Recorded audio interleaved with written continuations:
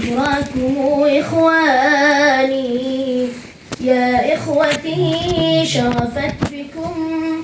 محشى مع الميدان فمسيركم هدي لنا زودتم إيماني أجر الزيارة قطعوا في صحفكم ملكاني إن ضاقت الدنيا بكم وسعتكم أجفاني هذه الجموع يسوقها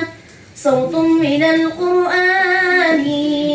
بالحق كونوا أمة حربا على الطغيان تدعو إلى التوحيد تسحق دعوة الأوثان بالعدل كانت رحمة مسحت جراح العاني الساح فارغة تئن تضج بالكفران ترنو لقعقاع ابن عمرو أو حذيفة يماني